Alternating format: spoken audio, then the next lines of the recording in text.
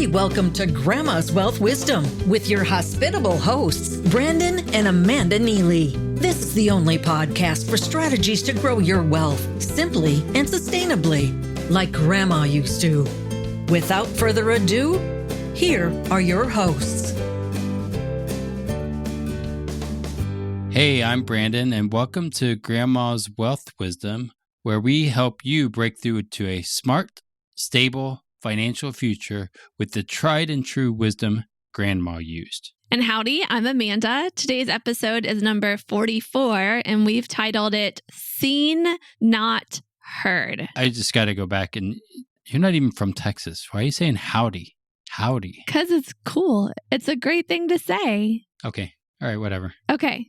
Okay, anyway, so today's episode, Seen, Not Heard. And we have to warn you, in this episode, we're going to be our true selves. We're going to share about some controversial things.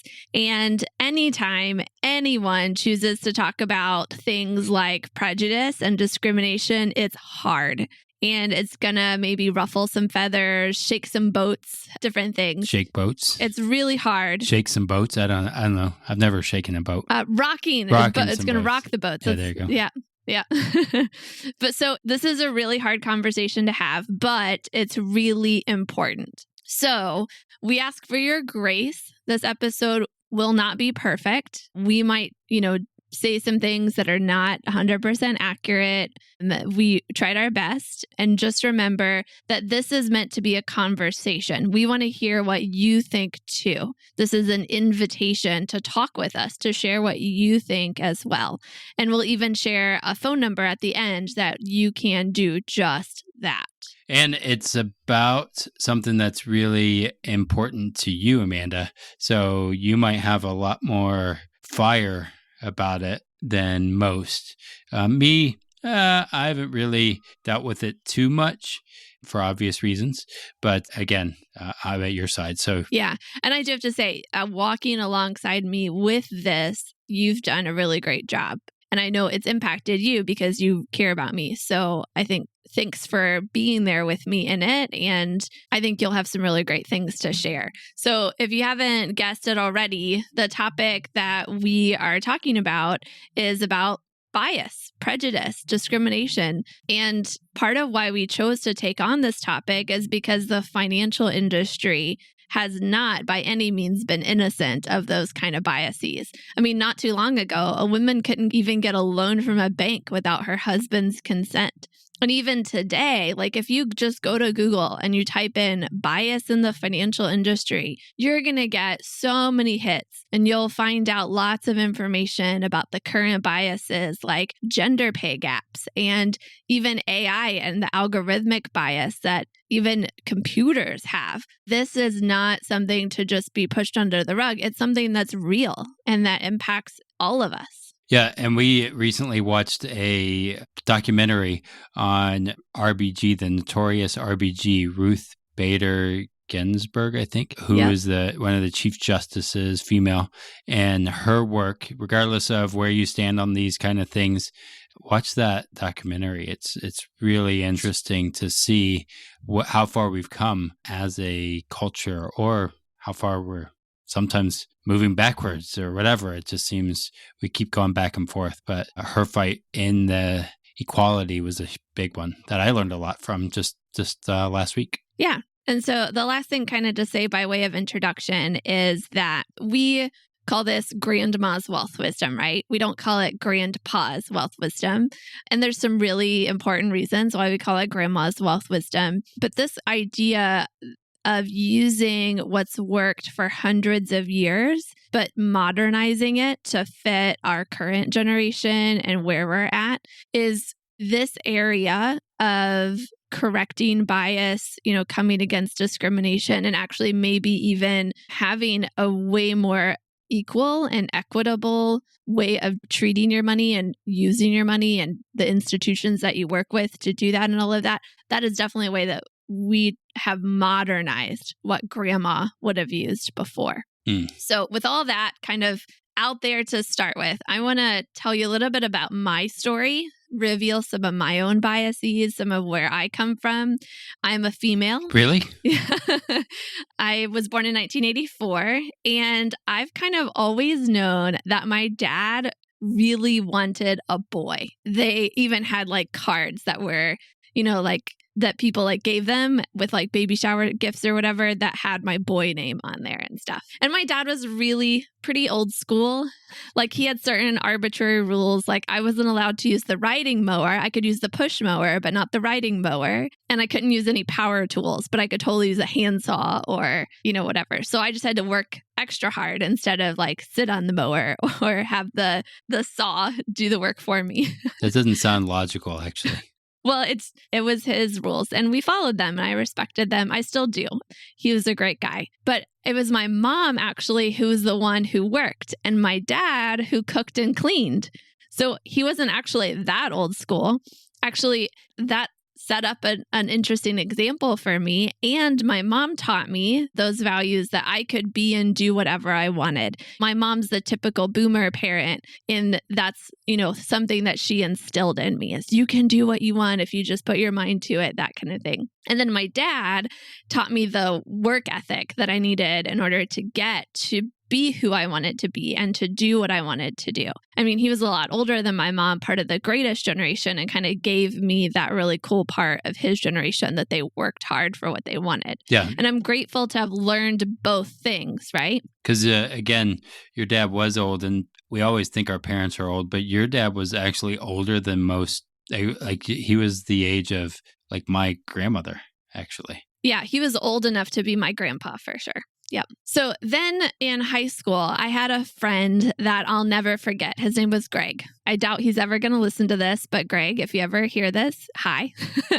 And I don't know if he even remembers me or whatever, but Greg thought that just because he was older than me, he knew more about everything than I did. And I told him, even though I was younger, I could have maybe more experience in some areas than him, which could mean that I knew more about that area than he did. And we argued about it over and over and over again. And we got pretty philosophical at times. I remember even saying something like a 50-year-old hermit could probably learn a lot from a 20-year-old world traveler because of just the difference in experiences. But Greg never budged. He maintained that the 50-year-old would always be wiser than the 20-year-old, or the 17-year-old was always be wiser than the 15-year-old, or what have you. I hope that's not the case. Well, with age does come wisdom, but there's also experience. And I think there's a lot to learn from people of all ages. And I really love when there's people in their 90s that are still learning and are willing to learn from people in their, that are kids or teenagers, that kind of thing.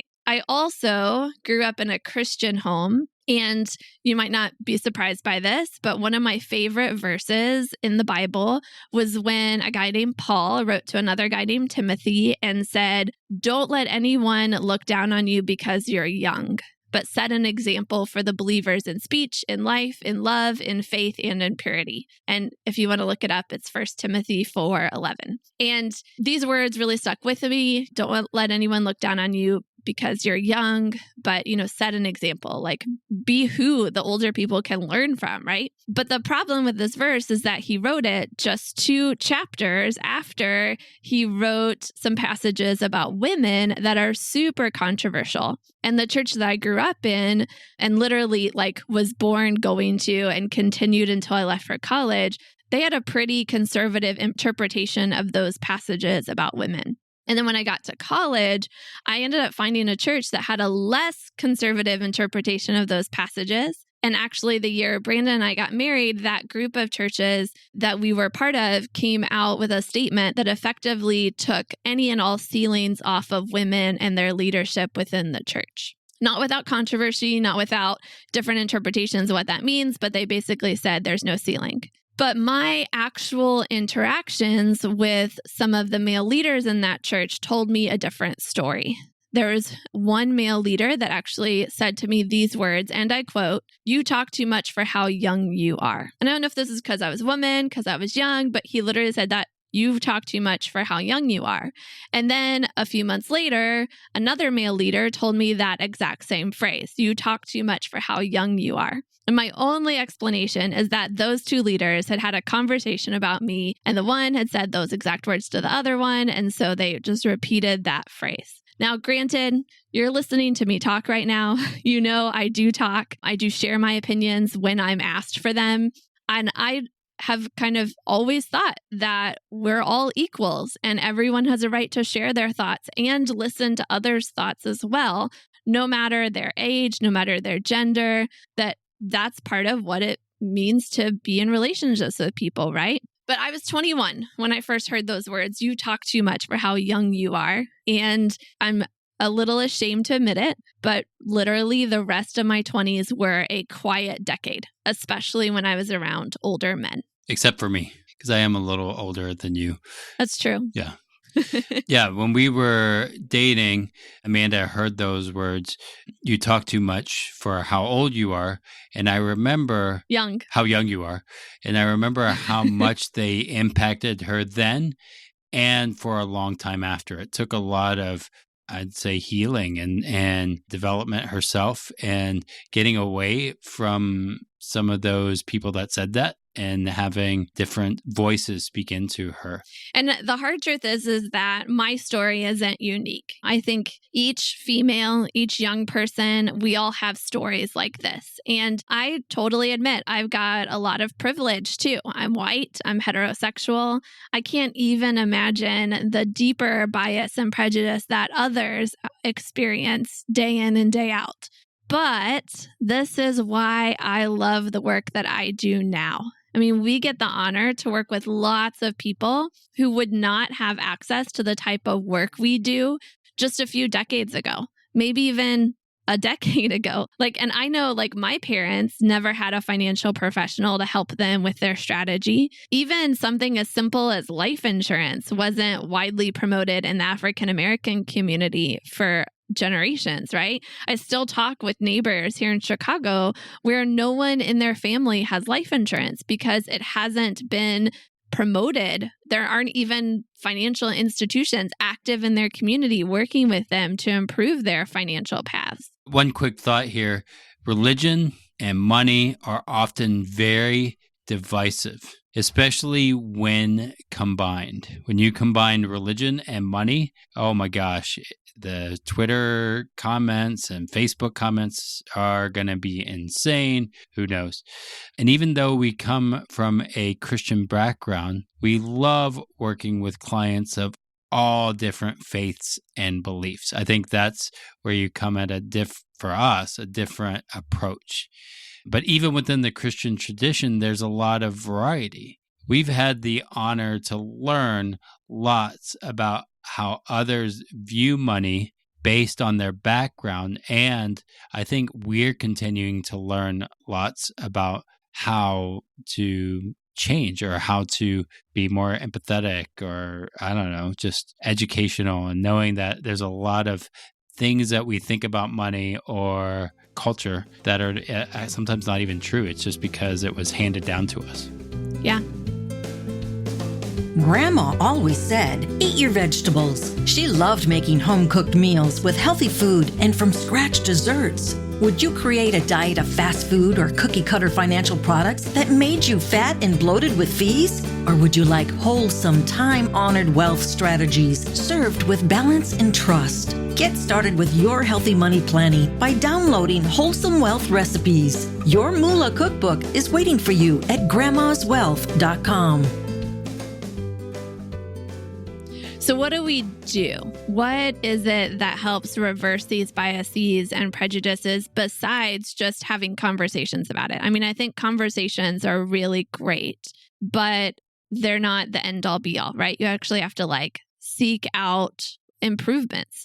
And I've kind of teased this before, but I really want to flesh it out more fully now. I've told you, the work we do actually gives women an advantage. Now, there's still plenty of advantages for men and the legacy they want to leave too, but it's just so happens that grandma's strategy has an advantage for women and has an advantage for young people too.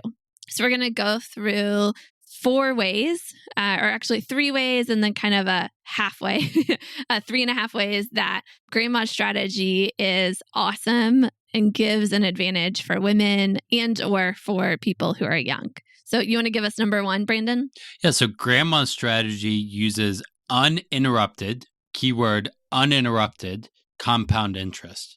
The young and the female have a huge advantage here. So they use uninterrupted compound interest. So the young and female have an advantage here. So statistics show that women actually live longer than men. That means you have longer for the uninterrupted compound interest to work for you because you're female. You're going to live statistically longer. And the younger you start, it starts working for you. Of course, the younger you start, right? That's better because you can see more growth as the interest compounds year after year after year. Yeah. So that's the first one. With uninterrupted compound interest, that gives the advantage to the young and to the female who statistically live longer. The second one is that, so grandma's strategy uses a specially designed high cash value dividend paying life insurance. And females, because we live longer, life insurance costs less for us. And then also, the younger you are, typically the lower the quote unquote costs for life insurance. And I use that quote unquote costs because we could totally show you how not to pay those costs and actually have your life insurance working for you instead of costing you money. We'd love to show you that. But because we're talking about life insurance, females and the young have an advantage when it comes to life insurance. So that's number 2. And I'll go with this third one because it probably is going to impact me in a huge way. So grandma's strategy often provides for widows. So most men actually die married. I'm going to say that again. Most men actually die married. Sometimes widows scramble to figure out where their husbands had the money and what strategies they were using because they died married. The wife is then left as the widow. So there's 2 important things here. If at all possible, as much as possible, we work with couples together and make sure they are both involved and comfortable with grandma's strategy. Because if it's just the guy talking, well, at some point, if this is statistically proven, he's going to be out of the picture and she's going to become our client. We need to make sure that we take care of her, I guess. Yeah. And in case the listeners are wondering, we'll throw this out there too. I personally take the lead in a lot of our financial management. Like I update our budgeting software, all those kind of things. But Brandon and I, we try to make all of our decisions together. We kind of have this a little bit of a rule of thumb that we don't move forward until we both agree and we have a compromise in some way, shape, or form. And I love personally to work with couples where the female takes the lead, including couples where both of the people in the couple are female. Shout out to some of my favorite clients. You know who you are, and I know you're listening right now. But there's plenty of plenty of couples where the male takes the lead or they're, both men. And we love working with them too. There's all kinds of different ways that couples can figure out their financial management together. But what we're saying here is that we want to at least make sure that both people in the couple feel involved and are comfortable. They know they could take this on if something happened to the other person in the couple. And that's really important to us, to make sure they're both involved, they both feel comfortable, they both know us and like us and trust us. So that's what the point we're kind of making here. You never know who's going to be a widow or widower, and that person should know what to do with the money if and when that happens. We also want to make sure to consider what happens when either of the spouse gets their wings. For the surviving spouse, what does she or he need and what would they want? What they need and what they want, 2 different things.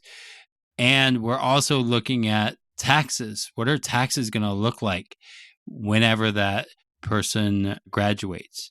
And how could we reduce those taxes so the IRS doesn't take too much of the surviving spouse's money? I think that's a huge thing to think about, not just when you're young, but as you age and in that part of the relationship. Yeah.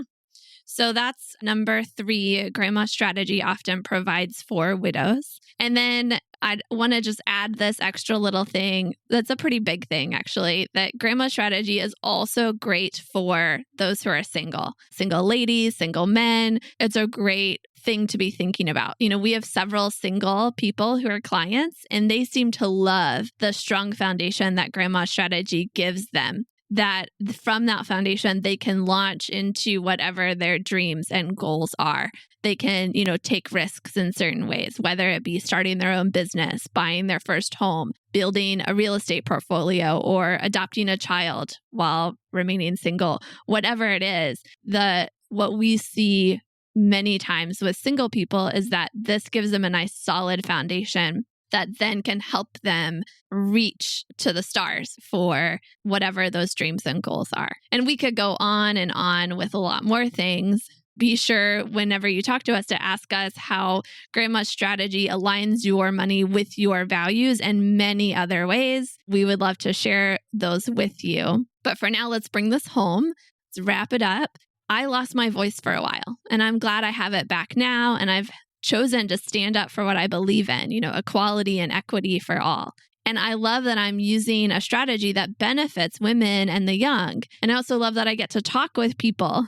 Seriously, conversations fuel my day. Just last night, I had a late evening conversation. I couldn't go to sleep afterward because I was so jazzed and excited after that conversation. And Brandon, I know, is the same way, maybe even more so than I am. So we would love to talk with you. We are never too busy for a conversation. No matter who you are, no matter where you're at financially, we want to talk. We want to hear what you think about money, what you want your money to do. What are your values? How are you working at having your money align with those values? All of those things. So I'll give you the phone number, and then Brandon will wrap things up today. Here's the phone number. Put it into your phone right now, or grab a piece of paper, write it down. I'll say it twice just in case. It's 513-447-6501. You can actually reach both Brandon and me at that number. We have different extensions, but here it is again, 513-447-6501. Awesome. Well, that's great. And I just appreciate all the listeners that we've had throughout the life of this podcast. We've finished up 2019. So really blessed to have you guys as part of our life and part of our community. So if you haven't, please subscribe. If you would write a review at the end of 2019, write a review for us. That would be awesome too. Because in the next episode, what we're going to be doing is talking about, I would assume some people went into debt with Christmas. They probably bought things on credit cards and stuff like that. Hopefully not a lot of our listeners did that. But I would say 2020 is a good way to think about how to get out of debt and stay there. So that way in 2020, we're not going back into debt. And so this episode is going to be how to get out of debt and stay there. Again, too many gurus focus on getting the debt paid off as quickly as possible, but not the idea of staying there. Often people end up right back in the same debt they were in before. And we're going to show you a strategy to stay out of debt and build your net worth at the same time. That's going to be fun. Yeah. So until next time, keep building your wealth simply and sustainably so you can break through to a smart, stable financial future. The topics presented in this podcast are for general information only and not for the purposes of providing legal, accounting, or investment advice. On such matters, please consult a professional who knows your specific situation. This is thepodcastfactory.com.